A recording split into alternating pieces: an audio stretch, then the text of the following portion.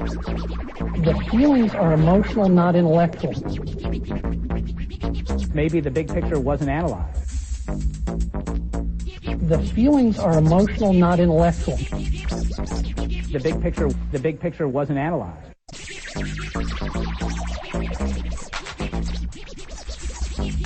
Take a look at this flight. I'm very curious to hear what they have to say about this flight. This is certainly something the air traffic control folks would have seen. They would have seen these things Clearly. coming up. I'm very curious to hear what they have to say about this flight. Both of them made extreme and noticeable deviations and were heading in the wrong direction for 30, perhaps 40 minutes, thus clearly giving air traffic controllers quite a bit of attention. This is certainly something the air traffic control folks would have seen. They would have seen these things Clearly. coming up. Heading in the wrong direction for 30, perhaps 40 minutes. And the fact that two planes were doing this must have seemed odd. 30, perhaps 40 minutes. And the fact that two planes were doing this must have seemed odd. Questions today about the whereabouts of some of the top people in government in the United States. Questions today about government in the United States. That's why they need truth. Questions today about the whereabouts of some of the top people in government in the United States. The president's been flying around the country. The vice president's been out of sight. Mr. Rumsfeld has also been out of sight. President's been out of sight. President's been out of sight. Mr. Rumsfeld has also been out of sight. Questions today about government in the United States. Questions today about government in the United States. And we are told the president will address the nation at some point tonight. We do not know at what time. Started his day in Sarasota, Florida, then went to Shreveport, a military base outside Shreveport, then went to Nebraska, where the Strategic Air Command is located, and now he is making his way back to Washington. That's why they need truth. The president is en route back to Washington, we are now told. Now he is making his way back to Washington. I'm very curious to hear what they have to say about...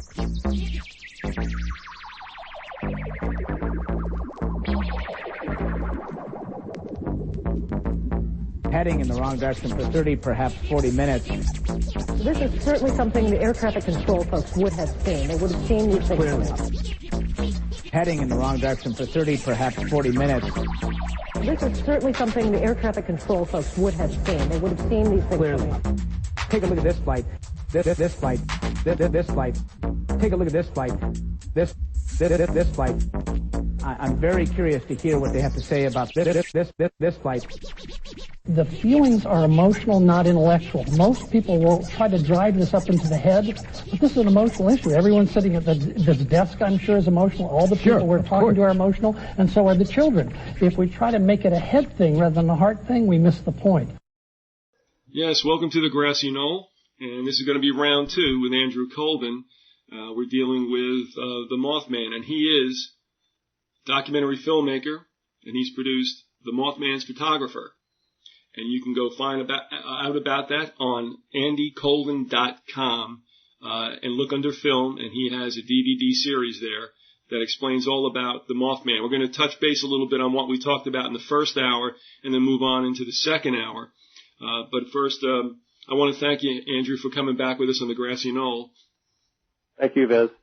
I want to open up by something that we found very interesting. And what it was that I had asked Andrew for an outline, which I do with a lot of guests. And he had sent me something originally, and that did not contain the notes of the show. There were some, shall we say, ancillary things he sent me. And I'm waiting for the second email to come through, and it doesn't come through, and we're ready to go just minutes ago, and I'm saying, well, I didn't get it. And he said, well, gee, I sent it to you. And then he mentioned Well, why don't you tell me what you told me? Tell them what you told me about what was in that email. Well, knowing what I know about the data mining, the scandal that's happening right now with the NSA, quote, international spying or domestic spying, is that one of the key folks I interview in my documentary, one of my childhood friends, her father worked on that project, and it was operational by 1968. So they were listening to domestic all traffic, actually, by that time. And if you go to Bamford's Puzzle Palace, you can find out more about it. They actually do it in West Virginia at a naval facility there. Now, the other interesting thing about what you sent me was that everything that you have sent me to the Hotmail address has come into the regular inbox. This particular piece that came late and of which we are speaking came into the junk box, which I wonder, I don't know how things work with as far as how MSN does these things, but I'm wondering if somebody got their little paws on it and put some kind of imprint on it that when it came in, it did not see. My Hotmail did not see it as it did the other ones. And I'm not trying to get paranoid or neurotic, but that doesn't necessarily make me wrong, does it? No, it's possible. There's a lot of code words in that email that I sent. It's got the outline of what we're going to all the basic cover here in the next 2 hours. So all the basic food groups are in this one, right? Oh, jeez. Okay. There are so many threads to the Mothman story. It's truly an enigma inside of an enigma, and on and on and on. Yeah, And you and I were talking yesterday after the first hour about whether or not how difficult it is to tell which parts of it are mind control operations or government covert ops versus something that's genuinely supernatural. And I vacillate back and forth on certain parts of it all the time. Well, I have to tell the listeners, we're not being gratuitous and trying to make this bigger than it is. Andrew's right. After the hour, we spoke a little bit. And this thing does have tentacles. There's no two ways about it. And even you mentioned the fact that even if there's some kind of perhaps MK Ultra thing attached to it or some kind of suggestive, I don't know, technology that's being used, somehow, some way, something is definitely going on in and around this whole event and continuing event in that Ohio Valley region. What I want to ask you, though, is, and I thought about this before, and it may not be that important, but again, is there anything out there that gives the most accurate depiction of what the Mothman looks like? Oh boy, that opens up another line of questioning because it appears to change somewhat, or. Okay. It looks slightly different to different people. Sometimes there's more of a head-like, or a bird-like head, or sometimes there's more of a dog-like head. And believe it or not, there's a strange connection to the story of Ezekiel in the Bible, and that would take too long to explain it all. But someone I know had a dream about Ezekiel's wheel over this area. Mound, West Virginia, where we all lived. And if you look I found a drawing of Ezekiel's wheel from the 1100s that showed a beast, a flying creature that was linked to flying with this wheel. And it had 4 different faces, and they were all different animals, the 4 that we find mostly seen in conjunction with the Mothman sightings. How about that? Well, yeah, I'll take that as when I saw that. I'll take that as a no, that there isn't a most accurate depiction. But again, you raised something else, and if you remember the classic movie, The Wizard of Oz, with the winged monkeys. Yes. I mean, we've seen wings affixed to a number of creatures. I don't think that that's anything that's new to this century or whatever. And I'll tell you what, though, even when I was a little kid and I saw that creeped me out. That whole section with the monkeys and the flying stuff, I mean, that to me wasn't a little kid thing. I found that, and I'm sure you know what's behind The Wizard of Oz as well, right? The whole story with that, but, well, briefly, it would be, Levin covers a lot of things in his trilogy, the Sinister Forces trilogy, and that movie is one of them. He talks about the fact that it appears that that movie was used, and also the book The Bluebird by Maeterlinck. Both of those were made into, Oz and this Bluebird were both dramatic productions in theater as well as in film, and there's a lot of evidence that they used these themes as mind control programs when they came up with the various ways to program assassins for military ops. Well, I missed you on who wrote the trilogy. Were you talking about the Wizard of Oz books? Or the book, the author of which his name escapes me now. Is he the one? No, Peter Levenda. Oh, Levenda, sure, okay. His Sinister Forces trilogy covers a lot of things, and he covers how they came up with some of the ways to do programming. Because you have several families of programming like Bluebird, Monarch, those kinds of MK Ultra type programs. Programs, right. Okay.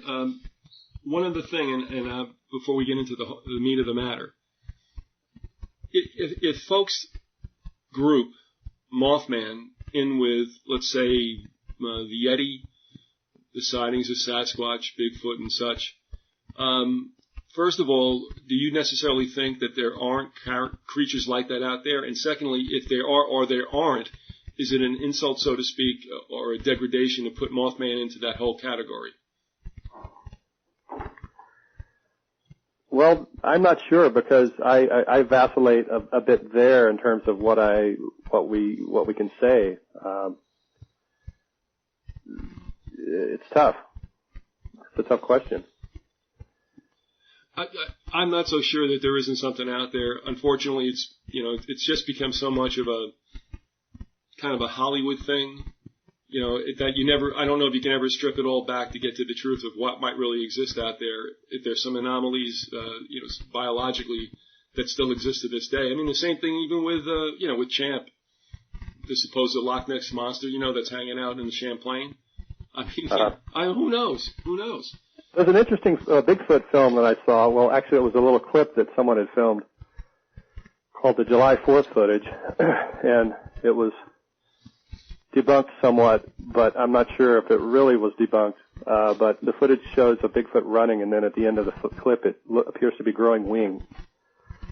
Mm-hmm. And I think, there were a lot of Bigfoot incidents going on at the same time as the Mothman, and I'm very interested in whether or not these two are related. I think they may be cousins, or if it's a shape-shifting creature, it may be the same creature. Yeah. Because, Mothman basically looks like a Bigfoot with wings. That's pretty much, what it looks like.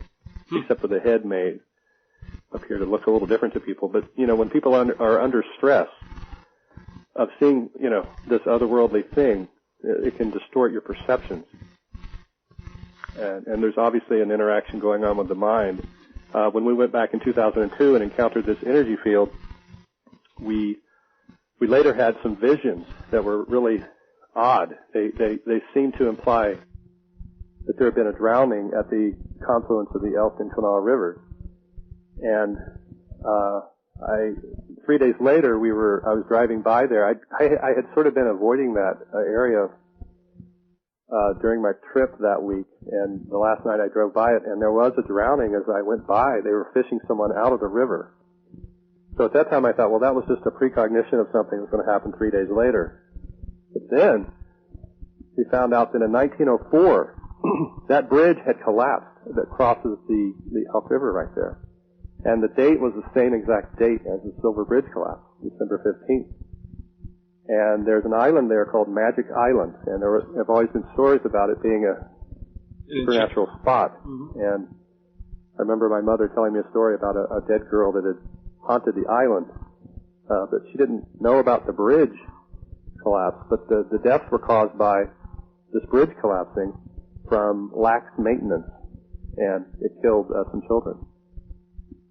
And the interesting thing is that the place that we saw this energy field, there used to be an old school there from like a pioneer school from the 1800s that burned down. And there seems to be a link with children dying, that somehow it creates an energy force Or if there's a magnetic anomaly there in the Earth, it can store that information somehow and then project it back to people later. Mm-hmm. There's also an old church there, and it's a crossroads of old Indian tracks. And that reminds me, I wanted to touch back on the mounds again, because I really didn't get to finish my thought on that the first time. Sure. This road we lived on that ends into Blaine Island, where this witness had a dream of the Ezekiel's wheel, and this island was. It used to be, and the banks all had these hundreds, even thousands of mounds, I've been told, that were all mowed down to make room for these various chemical plants, which are still, it's all Navy land, actually, pretty much. Most of the plants are on Navy land, so it's actually technically a Navy reservation with these private entities operating on the land.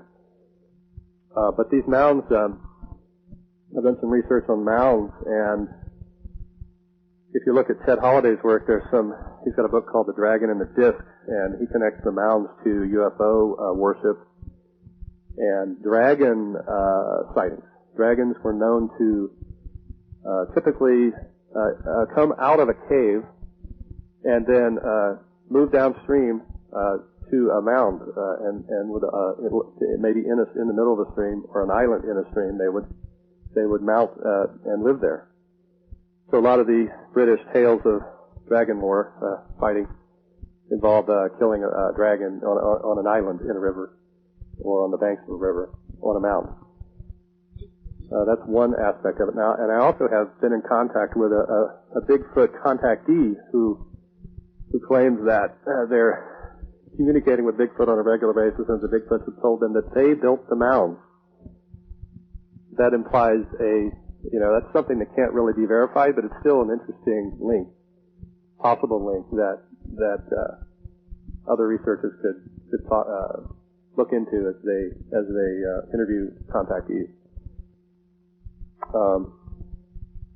In the case of the Mothman, there's some evidence that he started way upriver, up the Elk River, came down the Kanawha, and then ended up habitating the mounds of Point Pleasant, where they have the TNT area with all the munitions mounds. There's hundreds of these World War I and II era bunkers that were made for storing TNT. DuPont was operating the plant. Today it's a highly toxic Superfund site. But that's where Mothman was seen sort of hanging out at night and taking a break from when he wasn't flying around. And I've also found a corollary to that same kind of coming out of the cave and moving downstream thing in the Egyptian lore with the story of Horus and Seth. They're both birdmen, but Horus is a bird-like birdman, and Seth is a dog-like dog-head birdman. Mm-hmm. And they are known to occupy upstream and downstream. So Seth is upstream, Horus is downstream. And it's just interesting because the sightings in my area were more dog-like, and we're upstream about 30 miles from Point Pleasant. And then in Point Pleasant, it was seen with more of a bird face. When you talk about Horus, you're talking about necessarily the descendant of Isis and Osiris? Yeah. It's, I've been to Egypt and did some research on it when I went, and some of these animals change. Horus can be depicted several ways. So there's a shape-shifting, quality to the Egyptian stories. But it's primarily, he's primarily a bird most of the time. Well, I'll throw this at you, and I don't mean to jump you with it, but I mean the way we feel, and most of us who listen to this show, and that is we look at high-degree Freemasonry as being an extension of the Mystery Babylon religions, the Egyptian sun god worship.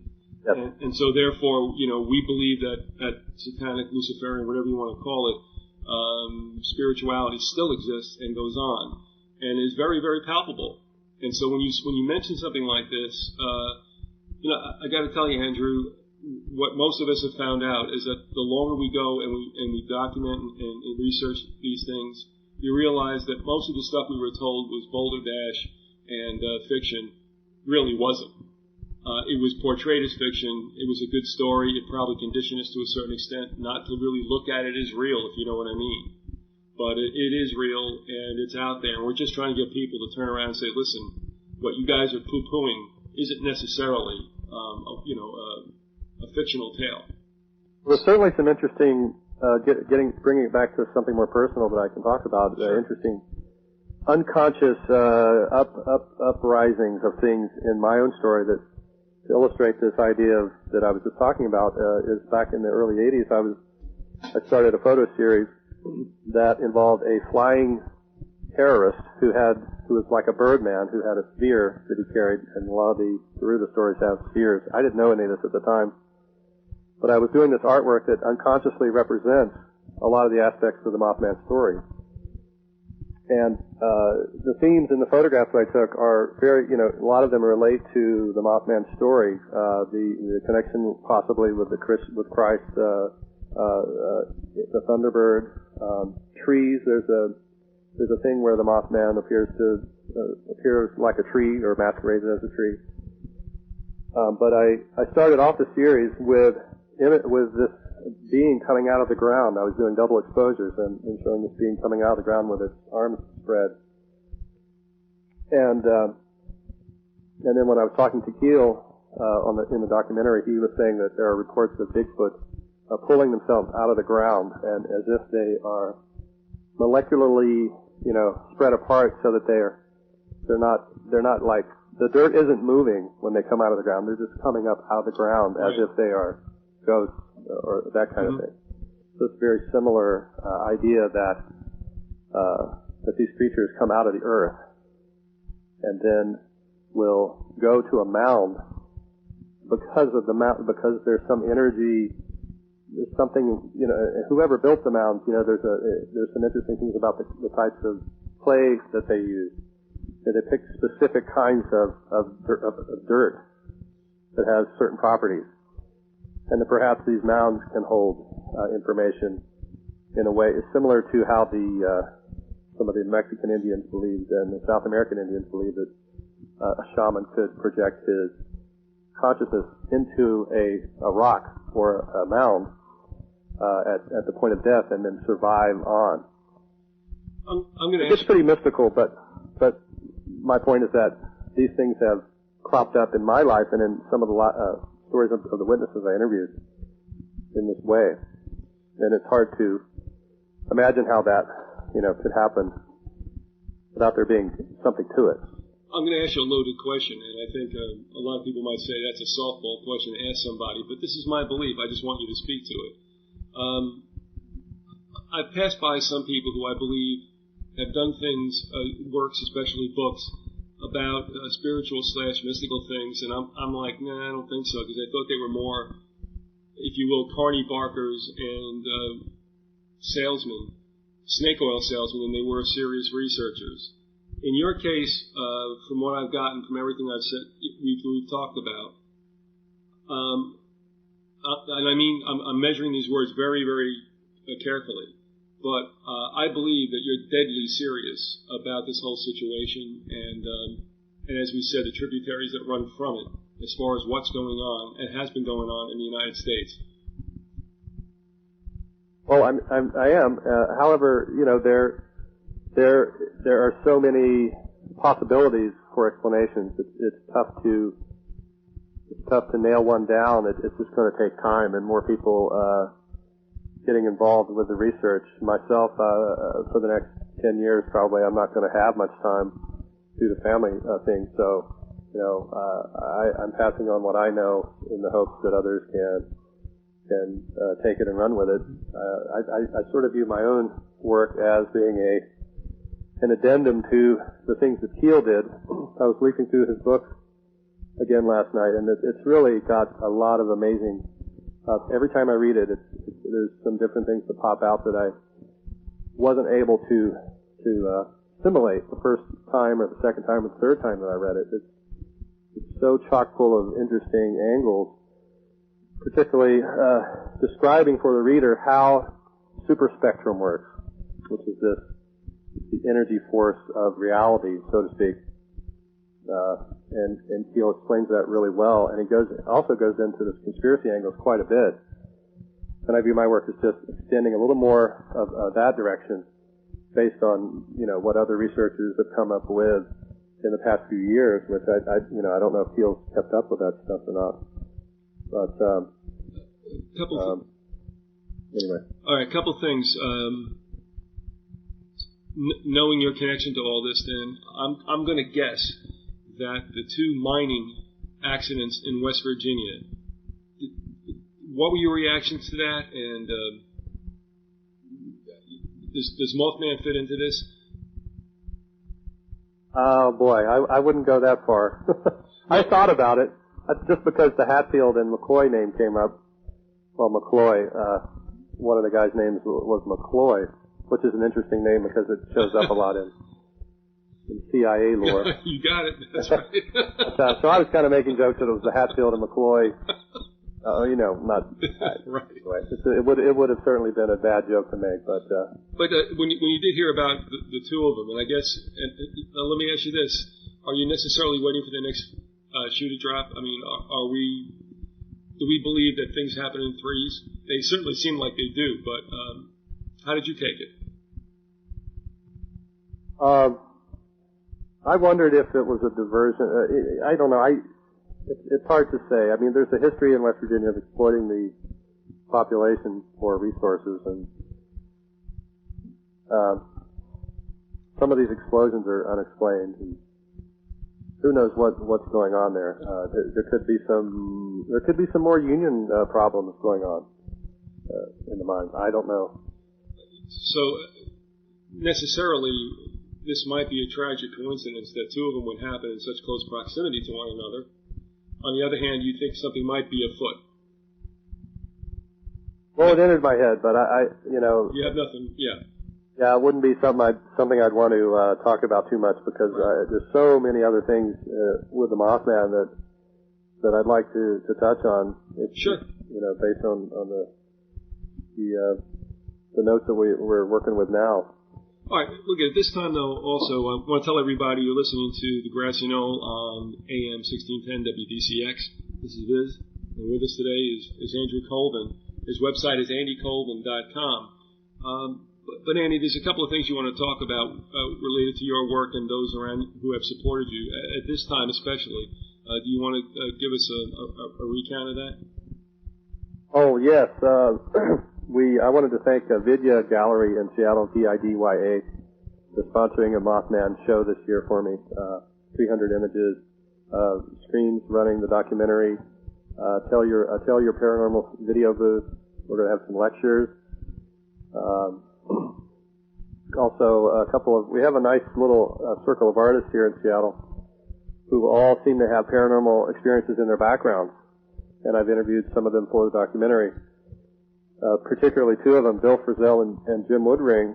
Frisell's a guitar virtuoso he's well known around the world, and so is Jim as an artist. And they're doing a multimedia event at Carnegie Hall in New York City sometime soon. I forget the date, but if you do a search on Carnegie Hall, you'll find it. Frisell's mother is from West Virginia, and he's a big Mothman fan, and Jim and his wife Mary have both contributed as interviews to the documentary because they both had precognitions of 911. And Jim actually had a drawing that he did of a plane coming down and crashing into a fat cat, like the stereotypical fat cat you see, the robber baron with the big cigar. Mm-hmm. And it came out the day of, but he had to withdraw it because he didn't want it to, it would have seemed really, like a really cruel joke. So he had to pull it from publication. And there were several other people that I know that had similar things where they'd actually drawn pictures, artists who had drawn pictures that depicted something similar to the event right before it happened. And I also wanted to throw out a couple more names of people in the circle that have been supportive. Chris Ware, he's a famous cartoonist who's done several interesting books.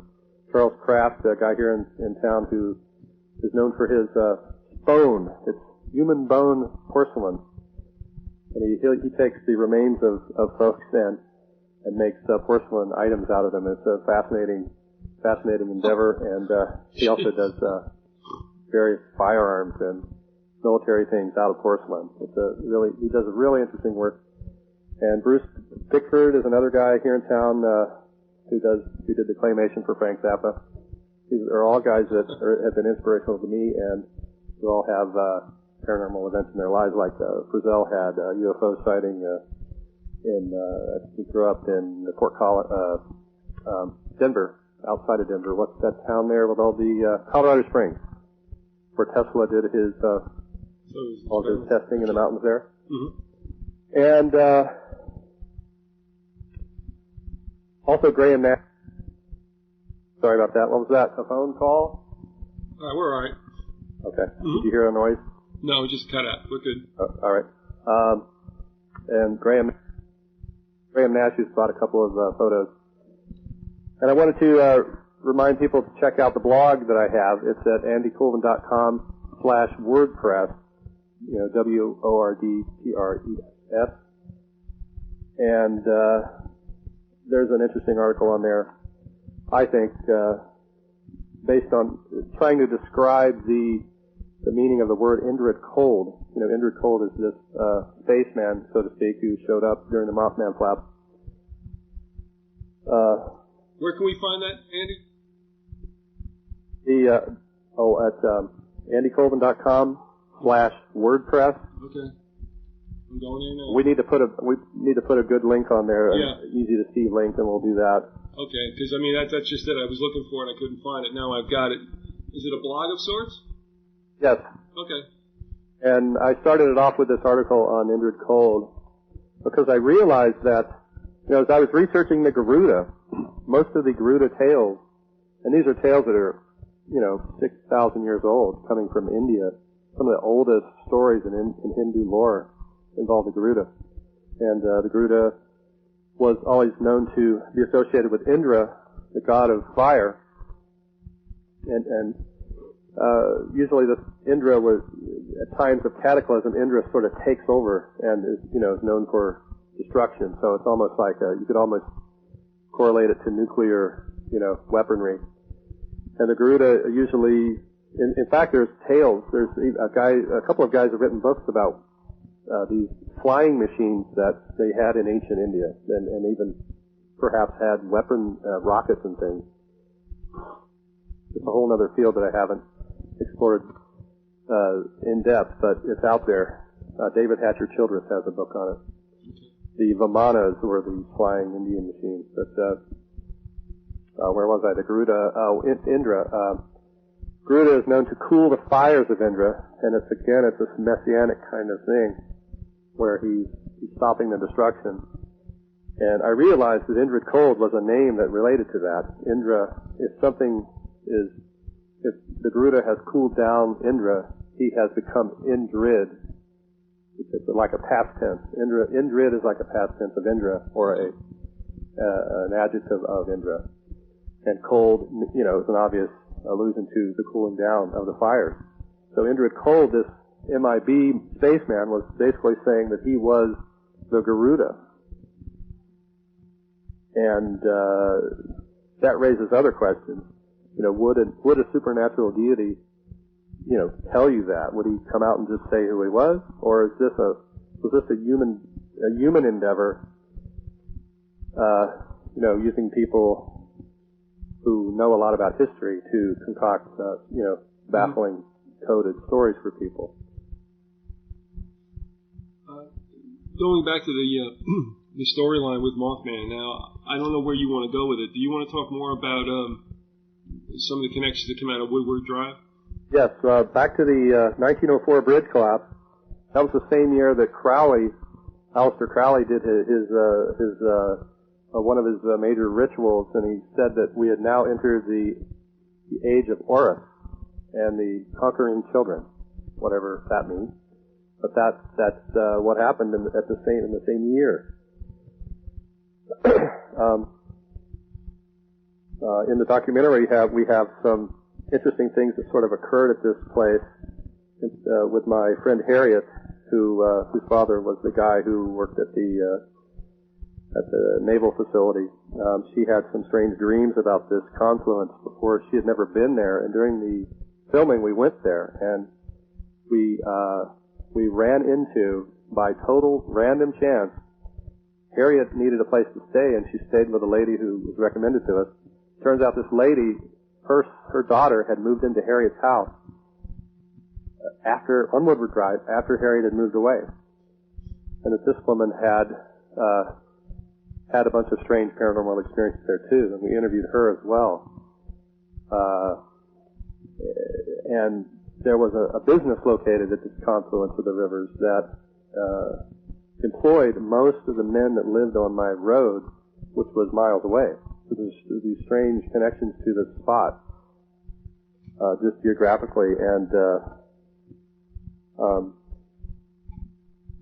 let's see, I've got my notes here. It's linking on to, there's so many things, there's so many directions to go at any time. It's a little mind-boggling. It is, and that's why I left it up to you. Because, from here I could talk more about Harriet's family, or I could branch off into the Tad Jones sighting, which is a famous sighting that Keel wrote about. Well, when we go with Harriet's family, then we'll go to Tad Jones, because when you mentioned Harriet, you said her father worked at a naval facility. Would that be Norfolk? No. Actually, in his early days, when my dad was at Norfolk, Harriet's dad was at Hamilton Field, which comes into the UFO lore via the Maury Island UFO event here in Seattle. The two guys that were killed were operating out of Hamilton. Is Hamilton out by you? Hamilton's in California. Okay. Whereabouts in California? I don't know. San Francisco. Okay. We did some interesting things happened there when we were filming with Harriet. Harriet went to hypnosis school, and I went with her and filmed it. And we went to Hamilton and did some remote viewing, because she has these abilities to remote view and also to medically intuit people's illnesses. And she's got some really amazing talent. And we were attracted to this little town called San Anselmo, where we would film and talk about things. And it turns out later that that's where Manson lived when he was right after he got out of prison, when he was living in San Francisco. We did some filming there, and she went back again a few months later for some more courses. And during that time, there were some things going on. Like there was a Mothman sighting in Alaska. This is in 2003 now. And I wrote to her about them, and she goes, and I go, what do you think it means? And she goes, it's going to be an earthquake. And 2 days later, there was an earthquake. And but when she was there again, and at this point 6 months later, she and two other folks saw a missile crossing San Francisco, and saw it be shot out of the sky by a laser, some kind of laser from above. And it made the news, but they sort of whitewashed it. They claimed it was shot down by a missile out over the ocean. All right. So it was some kind of test or something. All right. This is a real event then. Yes. Yeah. And but then 2 weeks later, the Army admitted that it had done some laser testing, but they claimed it was in New Mexico. Well, what do you make of that? I don't know. It was just these are just. I'm sort of just touching on the many, many strange things that happened while we were making this documentary. It's synchronicity after synchronicity. Well, with her father, that was involved with the Navy, and I know your dad had some involvement with the Philadelphia experiment. Is that correct? He was there, and he was always very tight-lipped about whatever he did in the military. There's not much to go on. But he was on the USS Roosevelt aircraft carrier. And there was some connection to the Roosevelt family with my dad. He said he had flown planes at their place in Hyde Park. And if you go back further to Verplanck Colvin, in our family, Verplanck had a relationship with Teddy Roosevelt, a close relationship, and was hobnobbing with the Astors and the DuPonts and the Morgans and so forth up there in upstate New York. But Verplanck sort of fell out of favor, and because he was his work with the Adirondack Park had sort of stymied the Tories. He kept the Tory line, the New York bankers who are sort of aligned with Britain. It kept the Brits from buying up all of northern upstate New York. That was their original intent, was sort of make it all part of Canada. What was the timeline for Planck's life? He did a lot of important work there from like 1850, 1860 to the early part of the 19th century or 1900s. All right, so he was an elder person when he had this involved relationship with Teddy.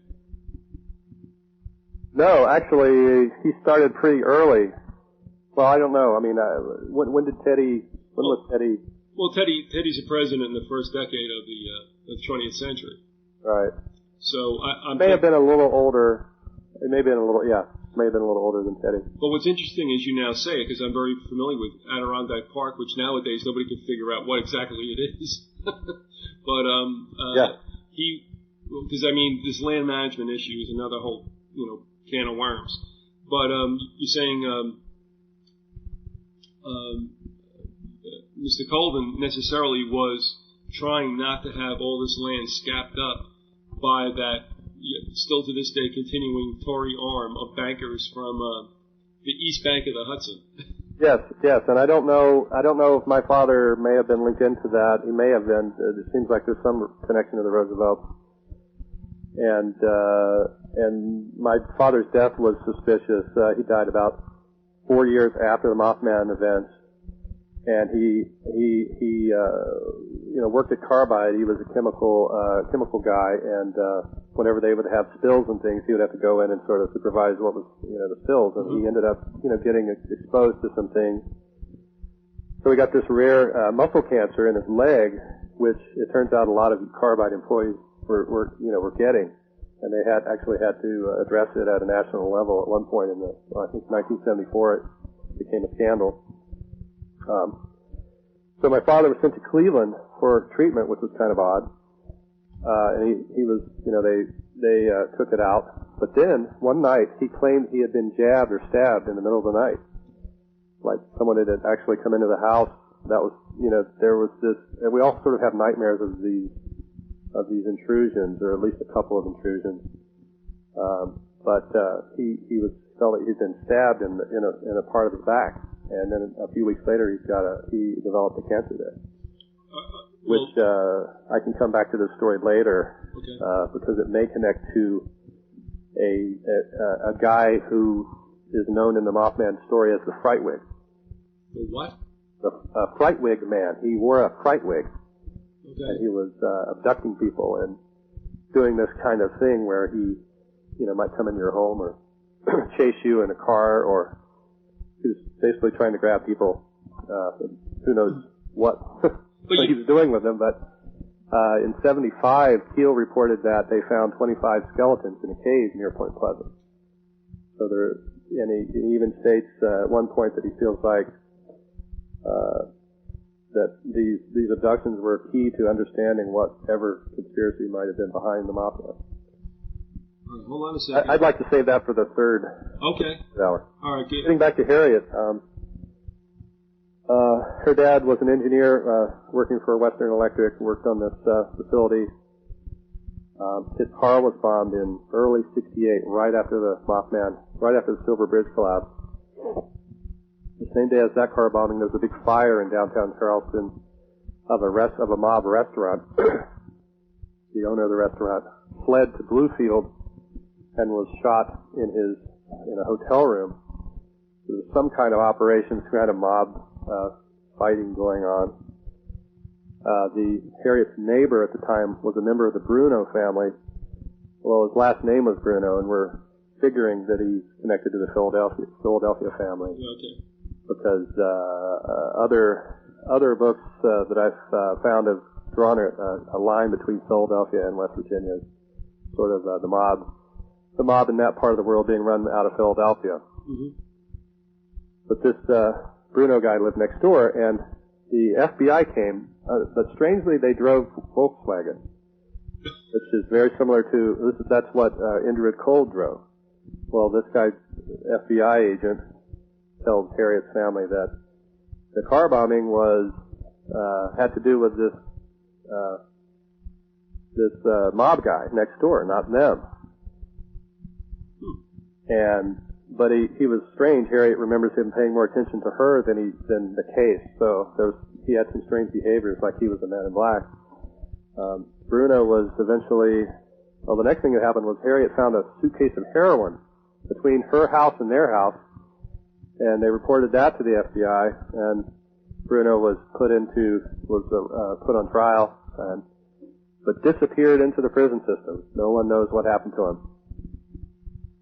So that's kind of an angle that no one quite knows what it was all about, but it shows that there was drug shipment going through Charleston. There was also some plane crashes that occurred in the early 70s there, and it may or may not tie into the Bluegrass Conspiracy, which is another book I'll throw out for people that are interested in that angle. The sort of drug occult military covert things that were going on in Kentucky, Ohio, and West Virginia. Do you want to tell us that title? The Bluegrass Conspiracy. And that's by? I can't remember her name offhand. Okay. Oh, here it is. Sally Denton. Okay.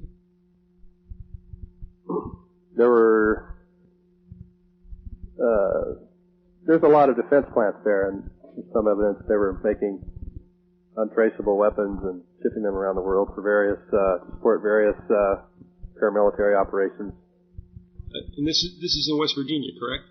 Yes. In fact, most of the bullets are made in West Virginia for the Iraq War nowadays. There's a big company called ATK, which has moved into the Clarksburg area, which is where Ray Barker had his operations. ATK and some other NASA-type companies, they build engines for some of the shuttles there. So West Virginia has had a resurgence of this military contracting. Who do you attribute that to? I mean, is this because it's been the purview of the Rockefellers and also Byrd? Yeah, and cheap labor too. And who? Cheap labor, okay. Geographical isolation. Yeah.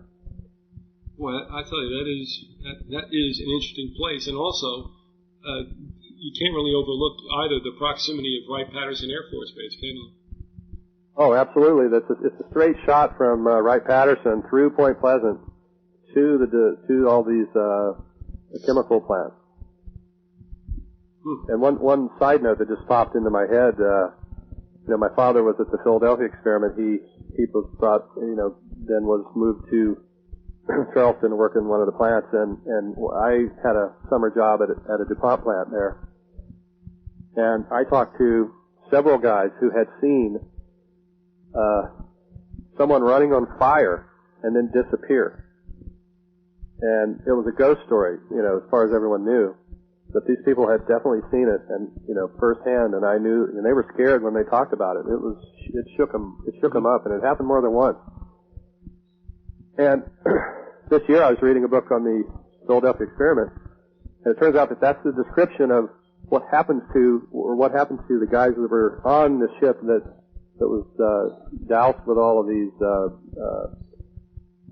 degaussing waves. That they would burst into flames and disappear. How's that? I mean, I was told this story, 25 years ago, and I always remembered it. And sure enough, it connects to the Philadelphia experiment somehow. It sounds too hard to believe, but I can tell you could probably go there today and find some guys that remember it, that had actually seen it firsthand. When you went back to West Virginia and did the documentary and such, were you ever confronted with any kind of resistance or suggestions by the locals that maybe this isn't a good idea for you to do? No. We took kind of a, for whatever reason, I'm not out to, I'm really not out to, this is not like an activism kind of thing for me. It's more, finding out what happened to, did my dad, was he really murdered? It's more personal, and I have a sense of humor, so there's a lot of things in the movie that we sort of took a lighthearted approach to it, and I don't think anyone, got the idea that we were going to. Oh no, believe me, I didn't even think of it, being a radical activist. Just asking questions sometimes in certain places cannot be appreciated, if you know what I mean. Mm-hmm. So, right. I didn't know if just asking what you did or whatever put you in any kind of jeopardy, but you're telling me no, not that you know of whatsoever. No, people were great, and it's amazing the more people just don't go out with a camera and find witnesses. These Mothman witnesses are not going to be around for forever. And we're starting to get, some of us are 50 who were very young at the time, so, 20 more years and going to see a steep drop off in the witnesses. Well, I tell you what, with the way things may be going, I'm not so sure that those sightings won't increase in frequency in the years and decades to come. And that's well, I mean, that's given the fact that I had asked you in the first hour whether this was a nefarious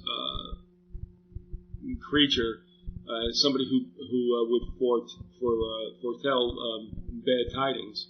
Like I said, as associated with the owl and stuff, and you said no. In fact, it was the other way around, that the sighting necessarily meant something positive, even though it might also foretell that an event was going to happen. Is that more or less right?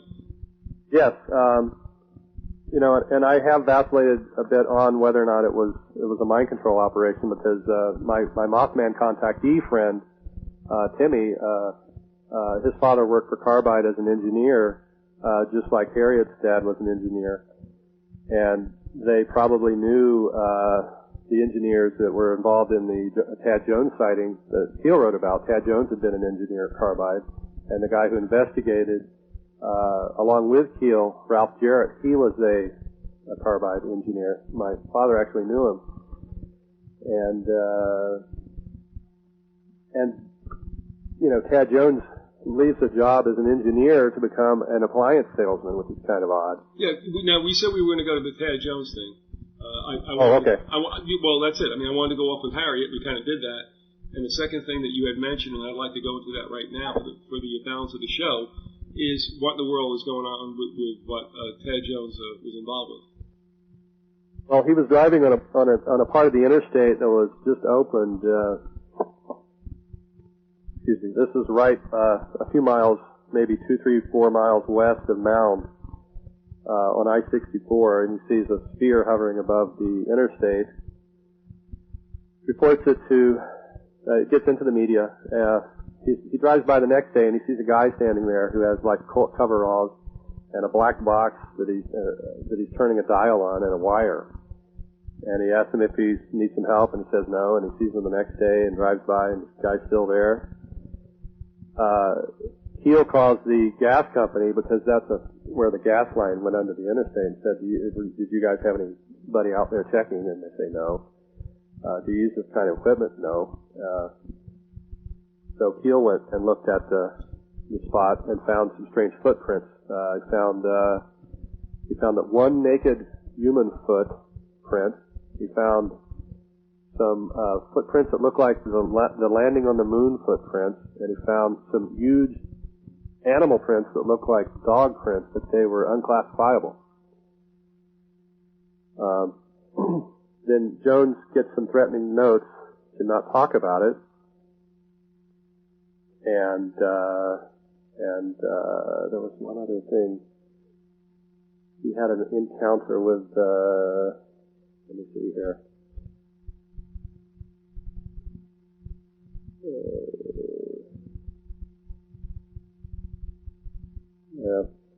I'll move on. He disappeared, basically, is what happened. No one ever since. So Did Jones disappeared? Yes, and so that's kind of odd. But the fact that he was an appliance salesman means he probably knew Woody Derenberger, who was the contactee for Indrid Cold, because Woody was also an appliance salesman. Another interesting tie-in between Point Pleasant and Woodward Drive is the fact that Derenberger's psychiatrist, who, as soon as he started saying, I'm visiting this Venusian, Indrid Cold, and he's taking me in his ship, they suggested, Air Force came in and did an exam, and then Woody privately started seeing another psychiatrist named Alan Roberts, and Roberts ends up coming to Woodward Drive and treating my friend who was this Mothman contactee, Timmy. So we have Alan Roberts. One of the parents remembers that he traveled between Charleston, Point Pleasant, and Parkersburg and Huntington, sort of doing this circuit where he was treating kids or people who had UFO contacts. And that's kind of unusual for the late 60s. And it raises questions as to whether or not... Well, the interesting thing is that Roberts then started claiming that he too was being taken to Venus. So we have a guy who believes he's being taken to Venus, who's a psychiatrist, who's treating... This is a medical doctor, right? Treating contactees. I mean, it's very odd. To say the least. But you've also, as we said earlier in the show, these people can really believe that, and it either might be one, reality, that it really did happen, or two, they might be under the effects of some kind of mind op or psychological op. Absolutely. If you read Derenberger's book, he talks about going on this spaceship and flying to Lanulos, but strangely, Lanulos looks just like Brazil. And it conjures up images of Colonia Dignidad, the Nazi fortress. Maybe they had a little spot there in the jungle where they would bring contactees and make them think that they, were on Lanulos. But he was also shown footage of Iraq, several cities in Iraq. It's like, why are they showing this contactee certain cities in Iraq? In what time frame is this? Are we still talking about late 60s or? Yes. Of course, people think that our involvement in Iraq is only recent, but it started back in 1925, with the agreement that between ExxonMobil, a little bit of French and British involvement with Iraq, and the contract ran out in 2000. So we're talking about interests like Standard Oil and British Petroleum and such. Yes. That were messing around. Yeah, and they were there. Exxon and Mobil, those are branches. Yeah, those are split offs. That was when Standard Oil before the supposed breakup. Yeah. So it kind of explains Cheney's oil meetings in 1999, talking about going into Iraq because the agreement was up. So that kind of explains why we're in Iraq. One thing. But why was Woody Derenberger shown Iraq? There's a lot of stuff coming out now. There's a recent History Channel show about Nazi UFOs and how these scientists were brought over via Operation Paperclip and set up in the CIA and NASA. Werner von Braun ran the NASA security operation, strangely, and they had an office in Columbus, which is, about an hour and a half from Point Pleasant. But it could have been that they were using these, if they really did develop these small, most of the UFOs sightings are small. Some of them are only the size of a basketball. Let me ask you this, now that you said this, because you're piquing my interest. Where were you in 1979? In 79? Yeah. Were you in West Virginia? I was. All right, hold on a second. Let me think about this. This was either late 78 or early 79, but it was the winter that spans both years. Okay, and I'm going to ask you this. I was in Vermont. I was working at a college, and I ran a late night shift, something like 1 a.m. Saturday morning to 5 a.m. Saturday morning, okay?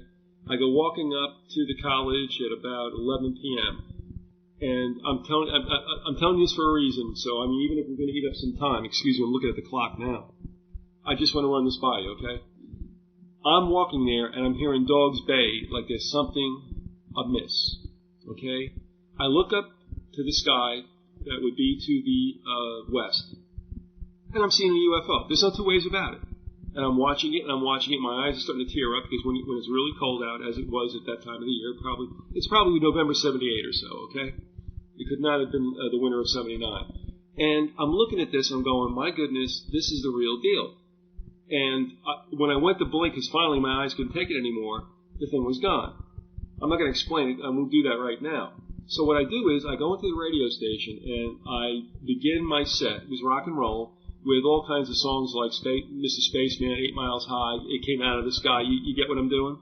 And I'm telling people, I'm going to tell you right now that I saw something, and it wasn't it wasn't swamp gas, it wasn't a dirigible. It was, weird. Get this. The next morning in the Boston Globe, it said, sighting seen from West Virginia through the Northeast. Do you remember that at all in late 78? That there were massive sightings of UFOs through that Northeast corridor from West Virginia up through Maine. Yes, there were, and there's some old UFO magazines that have articles on it, which I've looked at, and we had a big flap in Charleston. In fact, photos were taken. Some of them were printed in the magazines. I had some strange things going on in my life too at that time, just some strange dreams and. Another anomalous photograph was taken that I can put on the site for people to look at. And do that, by the way, Andrew, because, again, as you said even last hour, by the time this hits the stream and the archives, they'll be up there. So by all means do that, because they're going to hit it when this goes up. Well, we did have these, we had it flapped then, for sure, to answer your question. Mm-hmm. But getting back to Derenberger, he was shown these images of Iraqi cities. Now, it would have been fairly easy, given the technology at the time, because remember, they started mind control back in the 30s, to show him reconnaissance films taken from some aircraft and then, make him believe that he was flying in a spaceship. So that's certainly a possibility. And especially when you look at the things that these, quote, spacemen were telling the contactees, a lot of it has serious Nazi overtones, like the White Brotherhood that were referred to several times to contactees, the White Brotherhood of Tibet, which is an old Blavatsky notion that the Nazis latched onto. I tell you what, hold it right there, because and bookmark that, because we've got a lot more to do. And it's a great place to leave it off, because I want to hear a lot about that. So, Andrew, by all means, note that we stop there, if you would, okay? Now, okay. I've got the rest of your notes, and we'll go as long as you want to cover this stuff, and I'm game.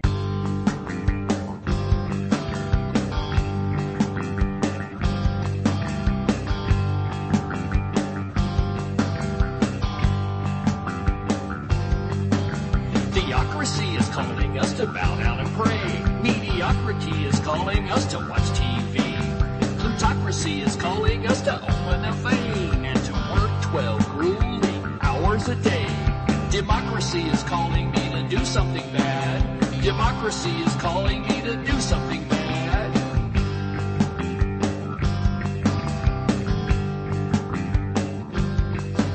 Psychology is calling us to roll up our sleeves and take a hard look at our world of disease. Jealousy is binding us with moistened rope to tighten round our throats and choke off our hope. Democracy is calling me to do something bad. Democracy is calling me to do something bad.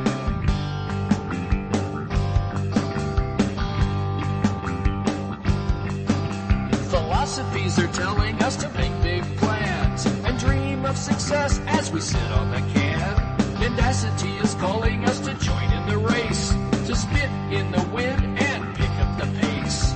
Beating around the bush, jogging your memory, jumping to conclusions, climbing the walls, swallowing pride, passing the buck, grasping at straws,